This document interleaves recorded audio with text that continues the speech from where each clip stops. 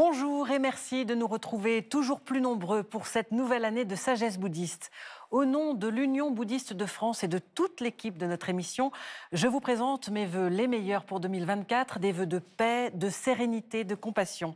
Et justement, pour commencer l'année par des souhaits, nous vous convions aujourd'hui à suivre un grand événement du bouddhisme tibétain, les Kagyu Menlam, c'est-à-dire les cérémonies de souhaits, qui se sont déroulées en début d'été à la Grande Pagode de Vincennes. Ces cérémonies étaient tenues par le vénérable Gyalton Rinpoché, venu spécialement du monastère de Sherabling, en Inde. 3 jours de prière, de souhaits pour le bien de tous les êtres. Un événement filmé par Christophe Coutins.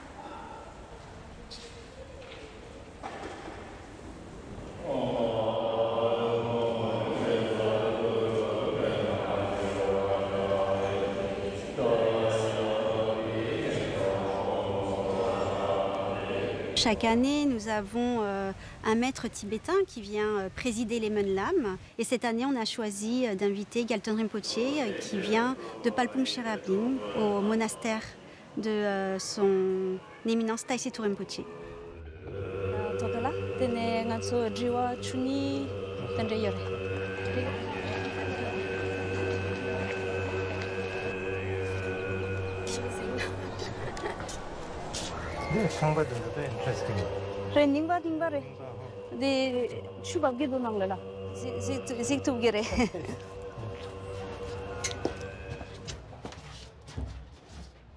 Bonjour Rinpoché. Vous vivez en Inde, dans le monastère de Sherabling. Pourriez-vous nous parler de votre parcours et de votre activité au monastère? Mon père est originaire du Sikkim et ma mère vient du Tibet. À l'âge de 3 ans, je suis entré au monastère. Et jusqu'à l'âge de 7 ans, j'ai reçu une instruction sommaire, prodiguée par des moines très dévoués et spécialisés. Vous savez, les vieux moines tibétains, qui sont de grands pratiquants. À l'âge de 7 ans, mes parents m'ont retiré du monastère et m'ont envoyé à l'école car ils voulaient que je devienne laïque. En fait, mon père avait pour principe que chacun doit choisir son propre chemin. Vous voyez, qu'on ne doit pas être contraint à suivre une voie. Et il tenait beaucoup à cette idée. J'ai fait mes études, puis je suis allé à l'université. Au cours de ma 2e année à la faculté, j'ai commencé à beaucoup réfléchir. En fait, durant toutes ces années, je réfléchissais beaucoup. Mais à l'université, je m'interrogeais encore plus, et de façon plus sérieuse, sur la vie. À l'âge de 21 ans, j'ai repris la vie au monastère et j'ai étudié sous la tutelle de nombreux grands maîtres du monastère. Et bien sûr, sous l'autorité de mon maître suprême en personne, Tai Situpa, et de nombreux autres maîtres. Et progressivement, j'ai étudié la philosophie bouddhiste, les rituels, les tantras, les pratiques rituelles. Tout cela auprès de grands maîtres. Donc vous connaissez aussi bien la vie laïque que la vie monastique? En fait, j'ai pu tout expérimenter en tant que personne laïque. Tous les maîtres sont particuliers. Ils ont chacun leur style d'enseignement. Ils enseignent bien sûr tous la même chose, mais avec leur propre style. De pouvoir œuvrer pour Sasanté Karmapa, pour aussi les grands maîtres C'est vraiment une belle opportunité pour moi d'expérimenter la pratique dans l'action. Rinpoche, pourriez-vous nous expliquer ce que sont les Kagyu Menlam? Le Kagyu Menlam est en réalité une prière d'aspiration.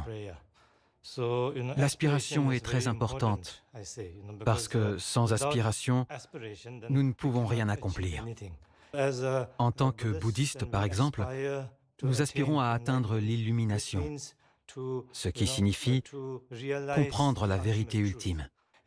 Et nous souhaitons y parvenir pour le bien de tous les êtres. Le Kagyu Menlam lui-même remonte à une période ancienne, à l'époque du 3e Karmapa au Tibet. Et ensuite, c'est à l'époque du 7e Karmapa que c'est devenu un très grand événement bouddhiste. Un événement de très grande ampleur au Tibet. Des gens de tout le pays venaient et prenaient part à cet événement. Ensuite, bien sûr, à cause des changements au Tibet, cela n'a pas pu se maintenir. Et puis, en Inde, au début des années 80, c'est le précédent Kalu Rinpoche qui a relancé le Menlam, la prière d'aspiration, à Bodh Gaya. Puis, après son parinirvana, ses principaux disciples et Kyabje Bokar Rinpoche, le précédent Bokar Rinpoche, ont poursuivi cette prière d'aspiration à Bodh Gaya. Quels sont les bienfaits de telles pratiques? Le Bouddha lui-même a dit qu'un rassemblement de plus de 4 ou 5 personnes génère une bénédiction et le pouvoir de la communauté. Donc lorsque plus de 4 ou 5 personnes se réunissent et formulent une aspiration ou une prière, alors chaque individu reçoit la bénédiction de l'ensemble du groupe. C'est là une autre grande bénédiction qui émane de cette pratique de la prière.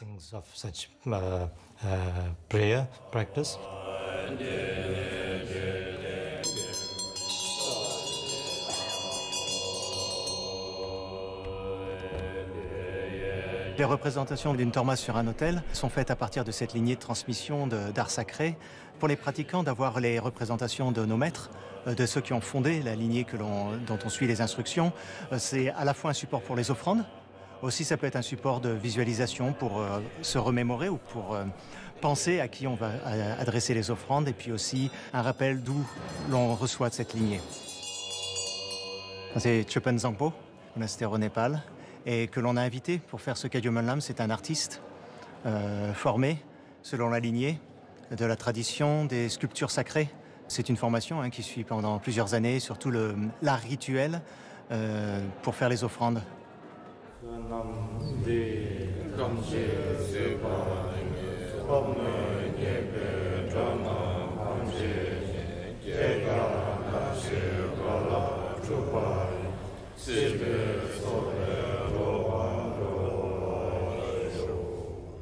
Quel est le lien entre réciter des prières et recevoir les bénédictions?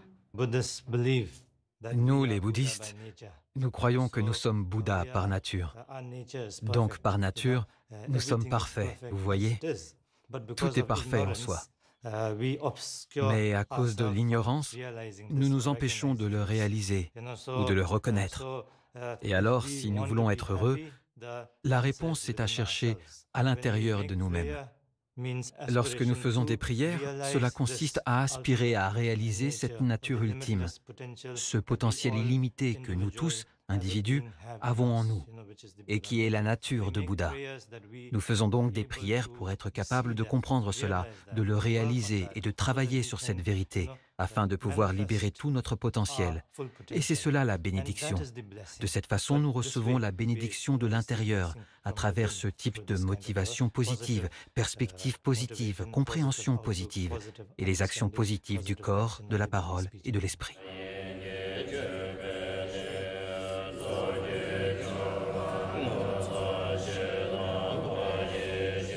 À la fin de ces rituels, les tormas, donc soit on peut les garder pour continuer à en servir soit d'un objet de vénération, soit on peut simplement les faire fondre, et c'est impermanent aussi. Je crois que tout le monde est bouddhiste d'une certaine manière. Tout le monde a cette nature parfaite, la nature de Bouddha en lui, ce potentiel illimité. Cela ne vaut pas seulement pour les êtres humains, mais aussi pour les animaux et tous les autres êtres. Tout le monde a cette nature, ce potentiel illimité en soi. Rinpoche, comment voyez-vous l'intérêt pour le bouddhisme à travers le monde? C'est vrai que cela devient un phénomène important. Les jeunes générations se posent beaucoup de questions et ne veulent plus simplement accepter, mais ont besoin de comprendre pourquoi et comment, vous voyez? Et dans ce contexte, je pense que l'enseignement du Bouddha peut vraiment être utile et bénéfique aux êtres qui traversent de telles périodes. Le Bouddha lui-même a dit « Je vous montre la voie, l'enseignement, le dharma, mais ensuite examinez-moi, examinez mon enseignement. Et seulement après, quand vous aurez une totale confiance, alors vous pourrez me suivre. » Donc le Bouddha lui-même a dit de ne pas le suivre aveuglément, mais qu'il fallait examiner, qu'il fallait questionner. Et ce point, à cette époque et pour ces générations, est, je pense, tout à fait en phase avec leurs préoccupations. Je pense donc que le dharma est très bénéfique pour les nouvelles générations.